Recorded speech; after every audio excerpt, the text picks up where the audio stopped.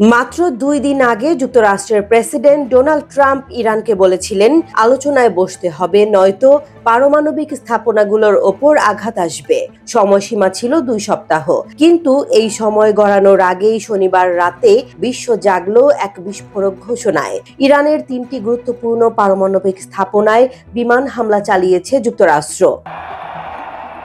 Trump একে বললেন খুবই সফল অভিযান। তবে প্রশ্ন উঠেছে, এত দ্রুত এই অভিযান, তার পেছনে কৌশল কি? আসলেই কি আলোচনার সুযোগ দেওয়ার উদ্দেশ্য ছিল, নাকি সবই ছিল একটি ছল? বিশ্লেষকরা বলছেন, ট্রাম্প প্রশাসন 2 সপ্তাহ সময় দেওয়ার নামে এক প্রকার ছল করেই ইরানকে আশ্বস্ত করার চেষ্টা করেছিল। ছুটির দিনে যেন আলোচনার আশায় আশ্বস্ত থাকে তেহরান, এমনই এক মনস্তাত্ত্বিক কৌশলের আশ্রয় নেওয়া হয়। কিন্তু বাস্তবে আলোচনার জন্য নিয়োজিত মধ্যস্থতাকারী স্টিভ উইটকফের প্রচেষ্টাগুলো ব্যর্থ হওয়ায় ট্রাম্পের বিকল্প কৌশল কার্যকর হয়। হামলার পর ট্রাম্প সামাজিক যোগাযোগ মাধ্যমে লেখেন, এটাই শান্তির সময়। তবে এই বার্তাকে অনেকেই দেখছেন নিছক রাজনৈতিক আশাবাদের প্রচেষ্টা হিসেবে। কারণ ইরান আগেই হুঁশিয়ারি দিয়েছিল, ইসরায়েল বা যুক্তরাষ্ট্র তাদের ভূখণ্ডে হামলা চালালে এর প্রতিবাদী জবাব দেবে তারা। বিশেষ করে ফর্দোর মতো গুরুত্বপূর্ণ পারমাণবিক স্থাপনায় হামলা, যা ইরানের পারমাণবিক কর্মসূচির শিরোমণি হিসেবে বিবেচিত। তা ইরানের জন্য শুধু সামরিক নয়, আত্মমর্যাদার প্রশ্ন। এখন প্রশ্ন একটাই, ইরান কি জবাব দেবে? যুদ্ধ নাকি আলোচনা? শুরু হয়েছে এক ধরনের অপেক্ষার খেলা। ট্রাম্পের শিবিরের আশা, এই চাপের মুখে ইরান আলোচনার টেবিলে বসতে বাধ্য হবে। তবে বাস্তবতা বলছে ভিন্ন কথা।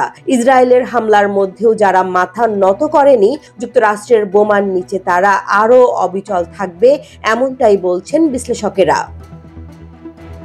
ট্রাম্প বরাবরই নিজেকে শান্তির দূত হিসেবে তুলে ধরেছেন, দাবি করেছেন প্রথম মেয়াদে কোনো নতুন যুদ্ধ শুরু না করার কৃতিত্ব তার। কিন্তু এবার তিনি যে চালটি খেললেন, তা হয়তো তারই গড়া আমেরিকা ফার্স্ট শিবিরে বিদ্রোহের জন্ম দিতে পারে। বিশ্লেষকরা বলছেন, এই হামলা যদি এককালীন থাকে, তবে ট্রাম্প রাজনৈতিকভাবে টিকে যেতে পারেন। কিন্তু যদি এর ফলে বড় ধরনের সংঘাত শুরু হয়, তবে এটি তার রাজনৈতিক ক্যারিয়ারের জন্য পরিণত হতে পারে সবচেয়ে বড় ঝুঁকি। ট্রাম্প বলেছিলেন, আগামী 2 সপ্তাহের মধ্যে সিদ্ধান্ত নেব আমরা সংঘাতে যাব কিনা।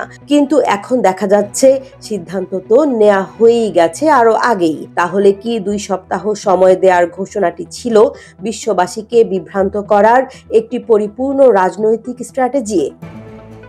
বিশ্বজুড়ে এখন চলছে উদ্বেগ, উৎকণ্ঠা আর সম্ভাব্য পাল্টা জবাবের আশঙ্কা। আর এই উত্তপ্ত পরিস্থিতির কেন্দ্রে দাঁড়িয়ে আছে 2টি দেশ, একদিকে ইরান, আরেকদিকে বিশ্বের সর্ববৃহৎ সামরিক শক্তি যুক্তরাষ্ট্র।